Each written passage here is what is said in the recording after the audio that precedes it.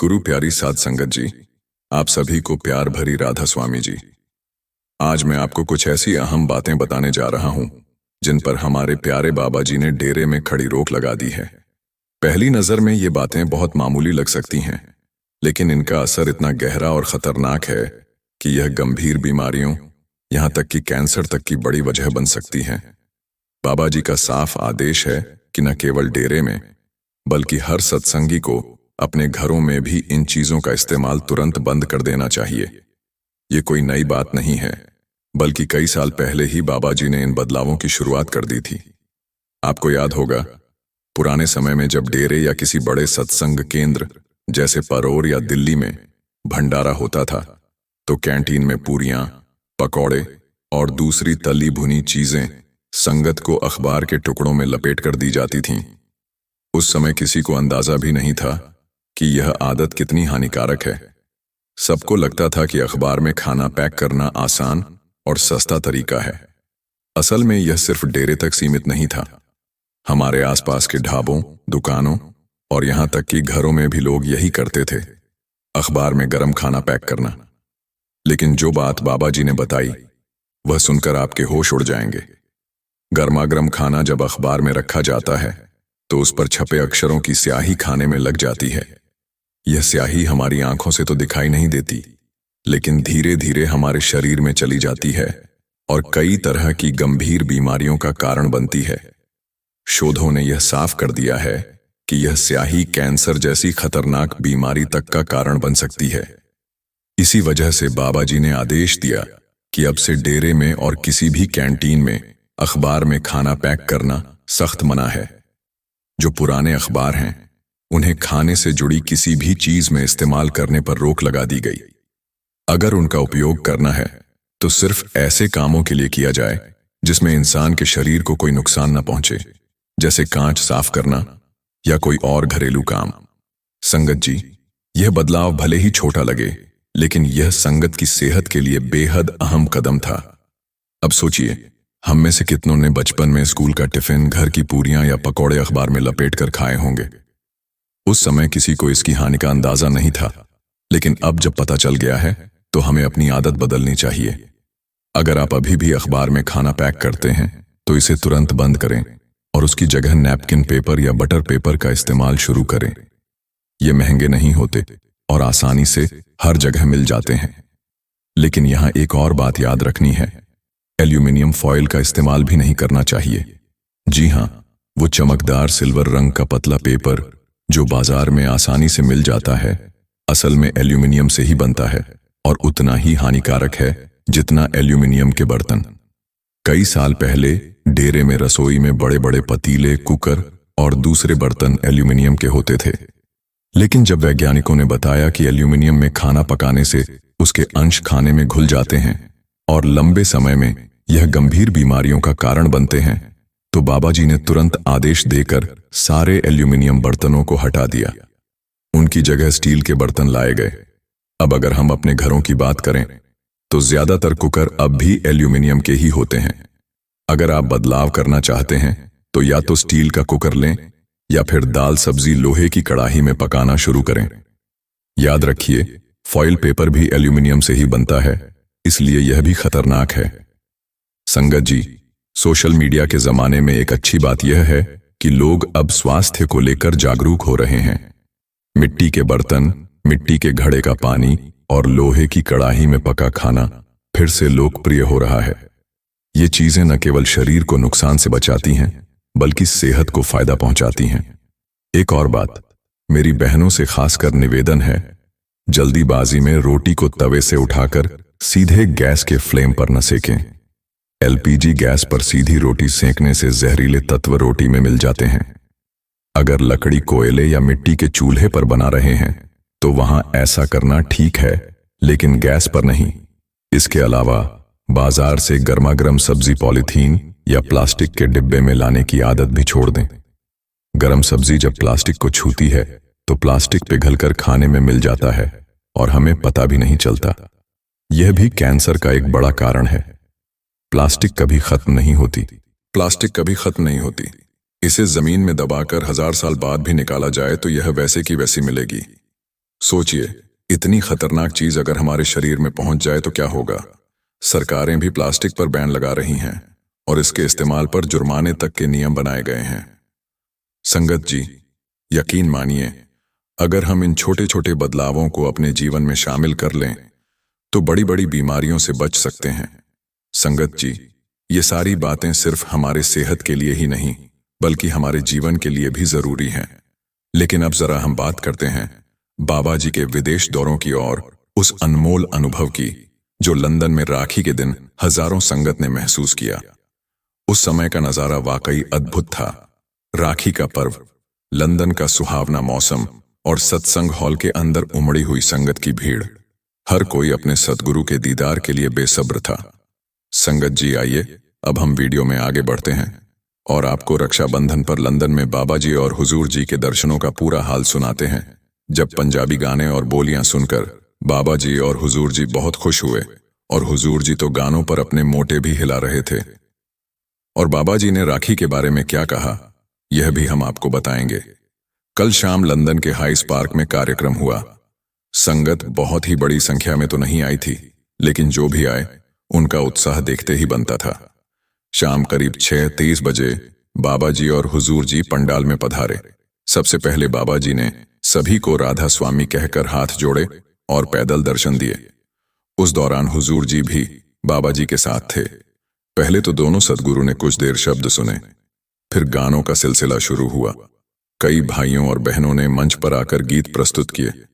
शुरुआत हुई इस बोली से, जागो आइयां। व्यास वाले बाबा जी भी जागो आइयां, हुजूर जी भी जागो आया।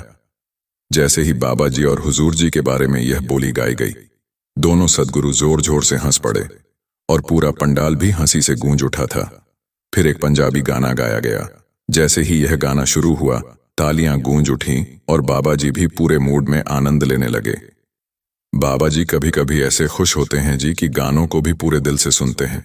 गाने के बीच बीच में बाबा जी मजाक भी करते रहे जी। कुछ लड़कों की आवाज उतनी सुरीली नहीं थी।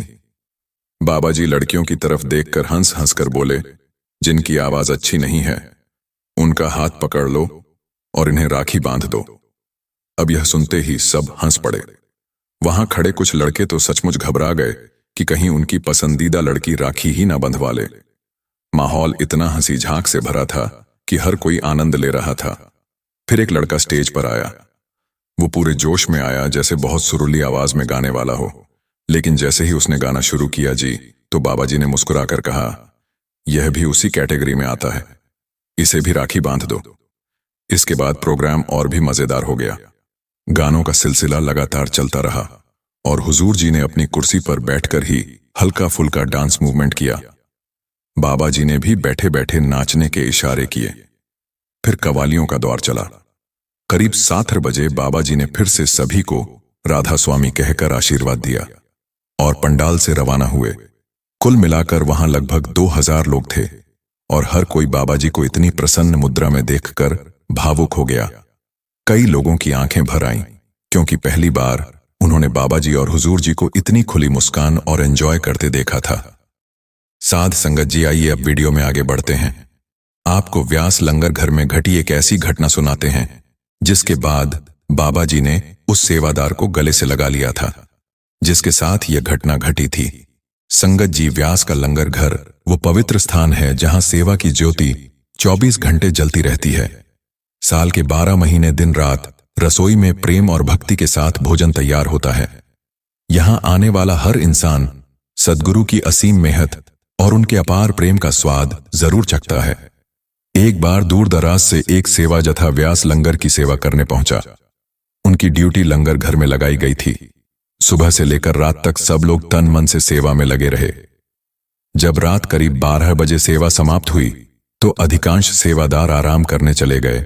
लेकिन एक सेवादार के मन में विचार आया कि क्या पता इस रात कोई बाबा जी का प्यारा बंदा यहां आ जाए और मुझे उसकी सेवा का अवसर मिल जाए। अब यही सोचकर वो वहीं रुक गया। करीब 1 बजे रात को कुछ लोग व्यास डेरा के पास से गुजर रहे थे। वे सत्संगी नहीं थे परंतु धार्मिक स्वभाव के थे। चलते चलते उन्होंने सोचा क्यों ना आज रात यहीं ब्यास में ठहरा जाए, यहां लंगर भी कर लेंगे और थोड़ी देर आराम भी कर लेंगे। फिर हम आगे की यात्रा कल सुबह शुरू करेंगे। अब इसी सोच के साथ वो लोग ब्यास डेयरी में दाखिल हो गए। यह एक परिवार था जिसमें बच्चे, बुजुर्ग, भाई, बीवियां सब थे। थोड़ी देर में वे लंगर हॉल पहुंचे तो वहां मौजूद झूठ सेवादार ने उन्हें देखते ही बड़े स्नेह से नमस्कार किया।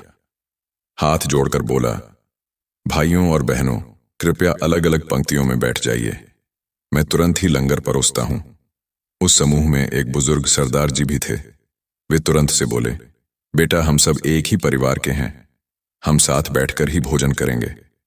सेवादार ने नम्रता से समझाया, वीर जी, यहाँ का नियम है कि भाई और बहनें अलग अलग बैठकर लंगर करते हैं। अब यह सुनकर बुजुर्ग नाराज हो गए। उन्होंने थाली रख दी और कहा, तो फिर हम बाहर जाकर ही खा लेंगे, यहां नहीं खाएंगे। अब इतना कहकर वो अपने परिवार के लोगों से बोले, चलो सब उठो। अब यह देखकर सेवादार ने फौरन उनके आगे हाथ जोड़ दिए और उनके पैर पकड़ लिए और उनसे कहा, अंकल जी, कृपा करके बिना लंगर किए मत जाइए। अगर आप ऐसे चले गए तो मुझे लगेगा कि बाबा जी मुझसे नाराज हो गए। बुजुर्ग सरदार जी की पत्नी भी साथ थी। उन्होंने बड़े ही नरम लहजे से कहा, जी मान जाइए ना, देखिए इसने आपके पैर पकड़ लिए हैं। हमारे साथ छोटे छोटे बच्चे भी हैं और बच्चे भी भूखे हैं, हम यहीं लंगर कर लेते हैं। आखिरकार सरदार जी का मन पिघल गया और सभी प्रेम पूर्वक बैठकर लंगर करने लगे। भोजन के बाद जाते जाते उन्होंने उस सरदार का दिल से धन्यवाद किया। संगत जी, दरअसल वो सेवादार पक्का ब्याजधारी था जो हर भंडारे में सेवा के लिए सबसे पहले पहुंचता था। हमारे बाबा जी तो अपने हर सेवादार के भाव को जानते हैं। बाबा जी देख रहे थे कि यह सेवादार कितनी विनम्रता और प्रेम से अपनी ड्यूटी निभा रहा है। अब भंडारे के बाद जब बाबा जी ने सेवादारों को पैदल दर्शन दिए तो वहीं लंगर वाला सेवादार सबसे आगे बैठा था। बाबा जी ने आते ही उसकी पीठ थपथपाई और उसे गले से लगाया। बाबा जी के गले लगाने से वहां मौजूद बाकी सेवादारों के चेहरे पर भी एक अलग ही खुशी की चमक फैल गई। कुछ समय बीत गया।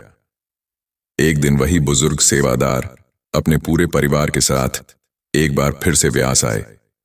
सहयोग से उस दिन भी वही सेवादार लंगर घर में ड्यूटी कर रहे थे। सरदार जी के बेटे ने उसे देखते ही पहचान लिया और मुस्कुरा के कहा, वीर जी, आप वो ही हो ना जिन्होंने उस रात हमारे पापा जी को लंगर करने के लिए मना लिया था। हमारे पापा तो इतने जिद्दी हैं कि किसी की बात नहीं मानते, पर आपकी बात मान गए। अब सेवादार ने हंसते हुए उत्तर दिया, मैं कौन होता हूं किसी को मनाने वाला? ये तो सब हमारे गुरु के मेहर हैं, वही हमारे जरिए ये सेवा करवा रहे हैं, नहीं तो हमारे में इतनी हिम्मत कहां थी। पास खड़े बुजुर्ग सरदार जी की आंखों में इस बार अलग ही चमक थी। वे आगे बढ़कर बोले, वीर जी, सच कहूं, उस रात आपकी विनम्रता ने हमारा दिल ही जीत लिया। उसी दिन से हमारा जीवन बदल गया। अब हम पूरी तरह गुरु की शरण में हैं। उस रात के बाद से ही हमने अपने शहर के सत्संग घर में जाना शुरू कर दिया था।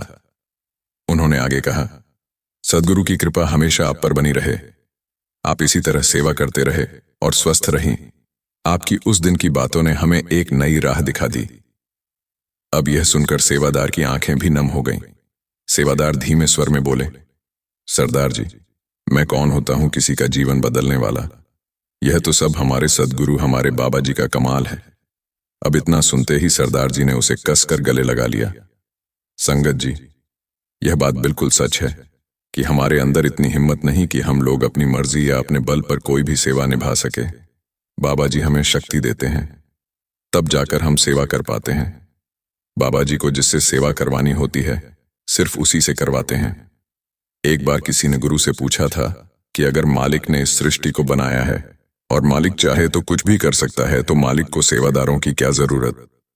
तो गुरु ने कहा था कि बेटा, हम सेवा मालिक के लिए नहीं करते बल्कि अपने खुद के लिए करते हैं। मालिक तो बहुत दयालु है, जो इतना ताकतवर होने के बाद भी वो हमें सेवा बख्श रहा है। सेवा से ना जाने मालिक हमारे कौन से कर्मों का निपटारा करा देते हैं, ये कोई नहीं जानता। संगत जी, अब इस वीडियो को यही समाप्त करते हैं। कमेंट में राधा स्वामी जरूर लिखिए जी, और संगत के अपने इस चैनल को सब्सक्राइब कर इस चैनल का एक हिस्सा जरूर बनिए। और डेरे से जुड़ी साखी, सत्संग और अपडेट आपको इसी चैनल पर मिलती रहेगी। प्यारी साथ संगत जी, राधा स्वामी जी।